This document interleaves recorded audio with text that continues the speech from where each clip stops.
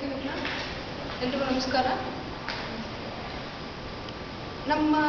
ನಮ್ಮ ರಾಜ್ಯ ಕರ್ನಾಟಕ. ಈ ಕರ್ನಾಟಕ ಚಿನ್ನದ ನಾಡು, ಶ್ರೀಗಂಧದ ನಾಡು ಅಂತ ಕರೀತಾರೆ. ಇಲ್ಲಿ ಹಲವಾರು ಪ್ರವಾಸಿ ಸ್ಥಳಗಳಿವೆ. ನಮ್ಮ ಕರ್ನಾಟಕ ರಾಜ್ಯದಲ್ಲಿ ನೀವು ಕೈಗೊಂಡಂತಹ ಪ್ರವಾಸಿ ಸ್ಥಳಗಳು ಯಾವ್ಯಾವು? ಅಶ್ವಿನಿ, ಯಾವ್ಯಾವ ಪ್ರವಾಸಕ್ಕೆ ಸ್ಥಳಗಳಿಗೆ ಭೇಟಿ ಕೊಟ್ಟಿದ್ಯಾ? ಹಂಪೆ, ಬಾದಾಮಿ, ಐಹೊಳೆ. ಸಿಡೋಣ. ಓಕೆ, ಹಂಪೆ, ಬಾದಾಮಿ, ಐಹೊಳೆ. ಗೀತಾಶ್ರೀ, ನೀವು ಯಾವ್ಯಾವ ಸ್ಥಳಗಳಿಗೆ ಪ್ರವಾಸ ಹೋಗಿದ್ದೀರಾ? ಬನವಾಸಿ, ಕೆಳದಿ, ಇಕ್ಕೇರಿ, ಗೋಕರ್ಣ. ಬನವಾಸಿ, ಕೆಳದಿ, ಹಿಕ್ಕೇರಿ. ಸಿಡೋಣ, ಕೂತ್ಕೊಪ್ಪ. ಓಕೆ, ಹಂಪೆ, ಬಾದಾಮಿ, ಐಹೊಳೆ, ಬನವಾಸಿ, ಕೆಳದಿ, ಹಿಕ್ಕೇರಿ, ಧರ್ಮಸ್ಥಳ, ಮತ್ತೆ ಐಹೊಳೆ, ಪಟ್ಟದಕಲ್ಲು, ಹೀಗೆ ಹಲವಾರು ಇದೆ ಅಲ್ವಾ? ಓಕೆ, ಹಾಗಾದ್ರೆ ಪ್ರವಾಸ ಅಂದ್ರೆ ಏನು? ಅಶ್ವಿನಿ, ಪ್ರವಾಸ ಅಂದ್ರೆ ಏನಪ್ಪ?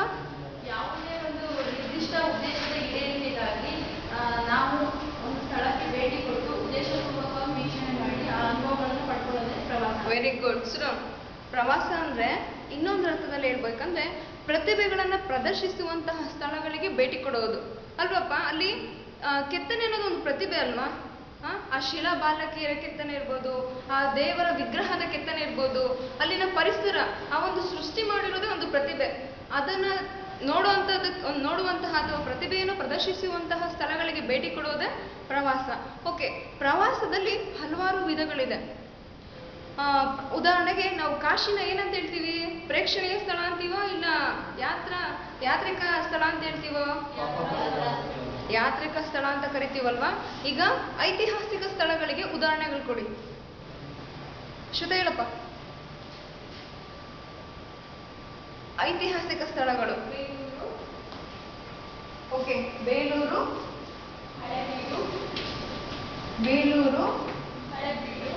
ಹಳೆಬೀಡು, ಮೈಸೂರು ಐತಿಹಾಸಿಕ ಸ್ಥಳನಾ? ಓಕೆ, ನೆಕ್ಸ್ಟ್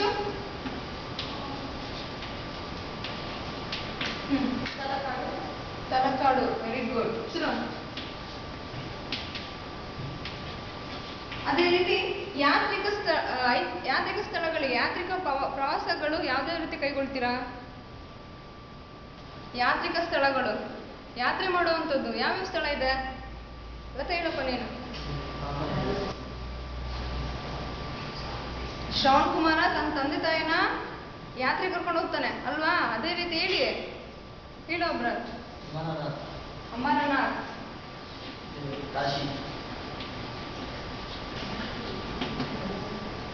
ಕರ್ನಾಟಕದ ಹೇಳಪ್ಪ.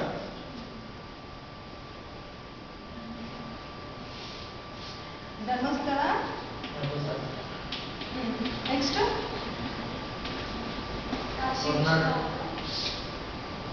ಹೊರನಾಡು,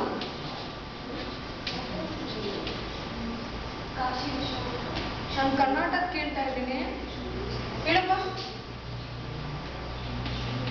ಶೃಂಗೇರಿ. ನಮ್ಮ ಚಿಕ್ಕಮಗಳೂರಲ್ಲೇ ಬೆಜ್ಜನಿಲ್ವಾ? Okay, okay. ಅದೇ ರೀತಿ ಈಗ ನಾವು ಪ್ರವಾಸ ಕೈಗೊಳ್ತೀವಿ ಅಲ್ವಪ್ಪ? ಅದ್ರ ಮುಖ್ಯ ಉದ್ದೇಶ ಏನು? ಅದರಿಂದ ನಮ್ಗೆ ಏನ್ ದೊರಕುತ್ತೆ? ನಿಂತ್ಕೊಂಡು ಹೇಳ್ಬೇಕು. ಮಾಹಿತಿ ದೊರಕುತ್ತೆ.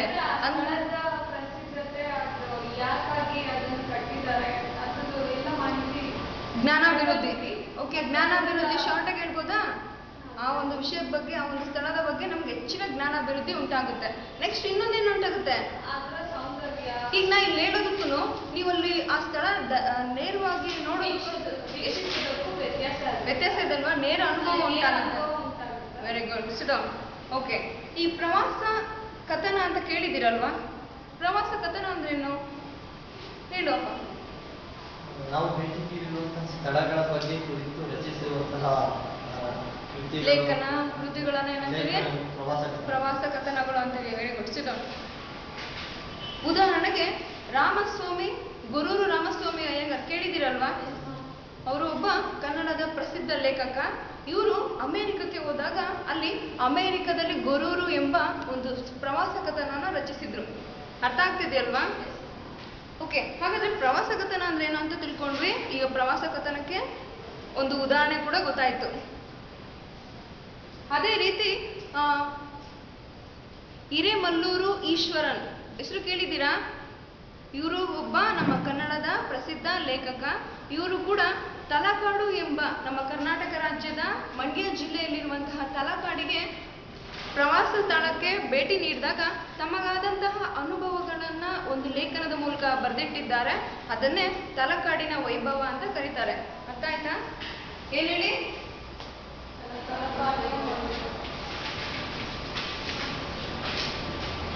ತಲಕಾಡಿನ ವೈಭವ. ಹಾಗಾದ್ರೆ ನಾವು ಇಂದು ತಲಕಾಡಿನ ವೈಭವ ಎಂಬ ಪಾಠದ ಬಗ್ಗೆ ತಿಳಿದುಕೊಳ್ಳೋಣ.